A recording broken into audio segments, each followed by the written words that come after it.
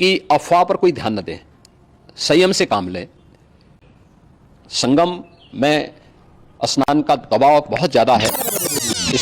दोस्तों, नमस्कार। This is Pawan Soni and welcome to my YouTube channel. और जैसा कि आप सभी को पता ही होगा कि आजकल महाकुंभ के ऊपर कई सारे वीडियोज बन रहे हैं और इस वीडियोज की वजह से कई सारे लोग वहां पर आ भी रहे हैं, जिसकी वजह से क्या हुआ कि यहाँ पे भगदड़ मच गई। तो आज हम आपके साथ कवर करने वाले महाकुंभ के टॉपिक के ऊपर और क्यों मच गई।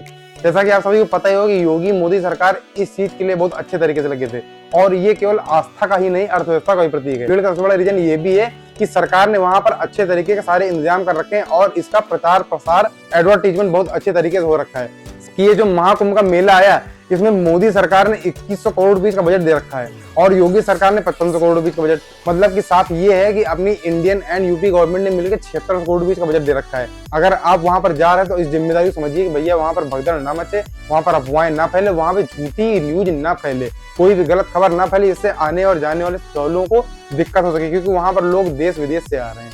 तो इस चीज का आप ध्यान दीजिए। और योगी जी ने इसके पीछे क्या बोला है, आप इनका स्टेटमेंट सुनिए।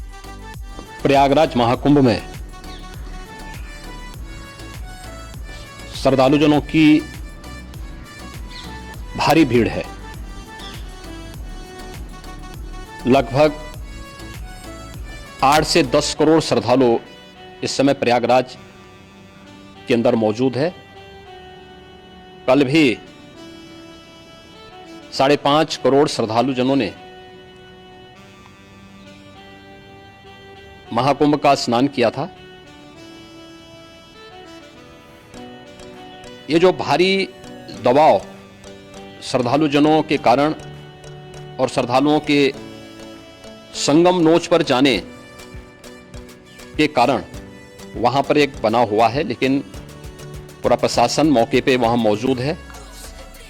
रात्रि को 1 से 2 बजे के बीच में अखाड़ा मार्ग पर, जहां पे अखाड़ों के अमृत स्नान के दृश्य से बैरिकेड्स भी किए गए थे, तो बैरिकेड्स को भांत करके आने में कुछ श्रद्धालु गंभीर रूप से घायल हुए हैं। उन्हें तत्काल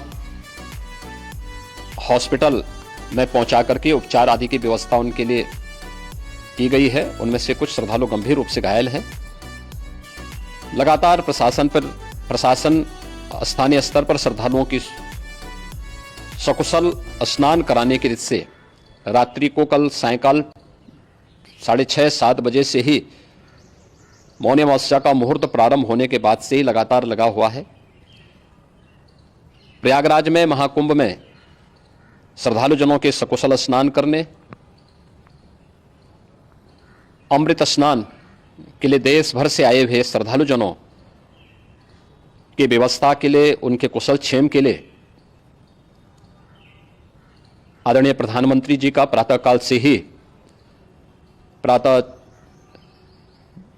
काल से ही उनके लगभग 4 बार प्रधानमंत्री जी ने हालचाल लिया है। माननीय गृह मंत्री जी ने, माननीय राष्ट्रीय अध्यक्ष भारतीय जनता पार्टी श्री जेपी नड्डा जी ने, माननीय गृह मंत्री श्री अमित शाह जी ने भी और प्रदेश की माननीय राज्यपाल श्रीमती आनंदीबेन पटेल जी ने भी लगातार जानकारी लेकर के सभी के कुशल क्षेम और सकुशल स्नान कराने के बारे में निरंतर रिपोर्ट ले रहे हैं। हम लोगों की प्रातःकाल से ही श्रद्धालुजन जो भी आए हैं वे स्नान कर सकें, इसके लिए यहाँ पे उच्च स्तरीय बैठक भी चल रही है, जिसमें मुख्य सचिव भी हैं, डीजीपी हैं, प्रमुख सचिव गृह हैं, मुख्यमंत्री कार्यालय के अपर मुख्य सचिव के साथ साथ एडीजी लॉ एंड ऑर्डर के साथ साथ अन्य वरिष्ठ अधिकारीगण मौजूद हैं। प्रयागराज में हालात वर्तमान में नियंत्रण में हैं, लेकिन भीड़ का दबाव बहुत बना हुआ है। अखाड़ा परिषद से जुड़े हुए पदाधिकारियों के साथ मैंने स्वयं भी बातचीत की है। आचार्य महामंडलेश्वरों से भी, पूज्य संतों के साथ भी मेरी बातचीत हुई है और पूज्य संतों ने बड़ी ही विनम्रता के साथ इस बात को कहा है कि नहीं, श्रद्धालु जन पहले स्नान करेंगे और फिर जब उनका दबाव कुछ कम होगा और वे सकुशल वहां से निकल जाएंगे, तब हम लोग स्नान करने के लिए संगम की तरफ जाएंगे। अभी पहले श्रद्धालु जनों को, चूंकि देश भर से आए हैं, तो इसके लिए उन्हें सभी अखाड़े इसके लिए सहमत हैं और सभी लोग इस व्यवस्था के साथ जुड़े हुए हैं। लगातार इस दिशा में हम लोगों का प्रयास है कि जो अब तक प्रातः काल से ही आपने देखा होगा, कल मैंने बताया कि कल लगभग 5.5 करोड़ श्रद्धालु कल महाकुंभ का स्नान किए हैं और आज प्रातः काल तक लगभग 8:30 बजे तक 3 करोड़ से अधिक श्रद्धालु स्नान कर चुके हैं और ये लगातार जारी है। लेकिन संगम नोच पर, अखाड़ा मार्ग पर, नागवासुकी मार्ग पर लगातार दबाव बना हुआ है और वहां पर श्रद्धालु जनों की सुविधा के लिए भी हर प्रकार की वहां पर प्रशासन पूरी मुस्तैदी के साथ लगा हुआ है। और इसीलिए मेरी अपील है पूरे प्रदेशवासियों से, पूरे देशवासियों से और सभी श्रद्धालुओं से भी, सभी पूज्य संतों से भी कि अफवाह पर कोई ध्यान न दें, संयम से काम लें। यह सब आयोजन सभी लोगों का है। प्रशासन उनकी सेवा के लिए पूरी तत्परता के साथ लगा हुआ है। केंद्र और राज्य सरकार पूरी मजबूती के साथ वहां पर हर प्रकार का सहयोग करने के लिए तत्पर है। लेकिन कोई किसी अफवाह पर ध्यान न दे। कोई भी व्यक्ति नकारात्मक अफवाह फैलाने का प्रयास करेगा, उस प्रकार से नुकसान हो सकता है। और जहां पर हैं आप, लगभग 15 से 20 किलोमीटर के दायरे में अस्थायी घाट बनाए गए हैं, उसमें कहीं भी वे स्नान कर सकते हैं।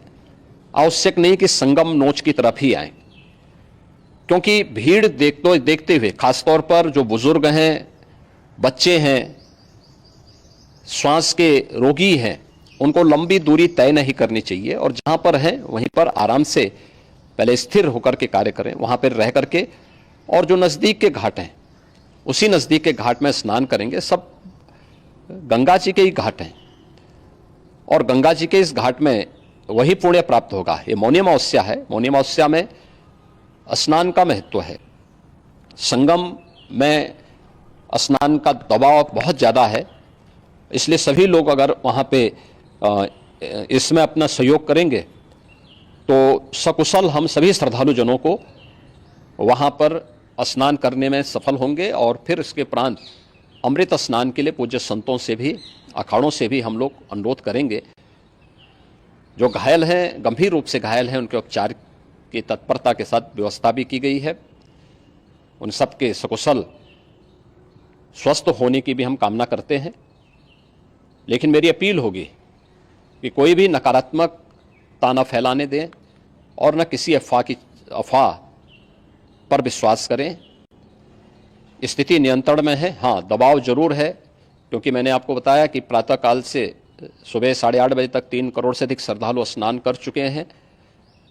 और पूरे मेला क्षेत्र में अगर हम देखेंगे, प्रयागराज में हम देखेंगे तो लगभग 9 से 10 करोड़ श्रद्धालु इस समय वहाँ पर मौजूद है, जिसमें से 3 करोड़ यह वापस जा रहा है। इसके लिए रेलवे ने भी मेला स्पेशल लगाई हुई है। प्रातःकाल से लगभग 40 मेला स्पेशल प्रयागराज स्टेशन से और जोशी स्टेशन से, अन्य स्टेशन से श्रद्धालुओं को लेकर के सकुशल स्नान कराने के बाद उनको लेकर के गंतव्य की ओर आगे बढ़ी है। और लगातार ये प्रक्रिया वहाँ पर आगे बढ़ाई जा रही है। होर्डिंग एरिया भी बनाए गए हैं। प्रशासन जो वहाँ पर डायरेक्शन दें, मुझे लगता है सब लोग उसका पालन करेंगे तो सकुशल, क्योंकि पूरा दिन भर देर रात्रि तक अमृत स्नान का मुहूर्त है। मौनी अमावस्या का जो मुहूर्त है पूरे रात्रि भर है। इसलिए ये नहीं हो केवल इस पे कि हम अभी स्नान करेंगे, आवश्यक नहीं, कभी भी आप स्नान कर सकते हैं। तो उस पर जरूर सभी से मेरी विनम्र अपील होगी कि वे लोग उस पर सहयोग करेंगे तो सकुशल सभी को स्नान कराने में और सकुशल इस महापर्व को आयोजित करने में प्रशासन को और शासन को मदद मिलेगी। तो दोस्तों, आपने देखा होगा कि योगी जी कितने अच्छे तरीके से व्यवस्था को देख रहे हैं और कितना परेशान भी है। और इन्होंने सारे श्रद्धालुओं को 25 लाख रुपए का मुआवजा दिया, जिनकी वहां पर डेथ हो रखी है इस भगदड़ के बीच में।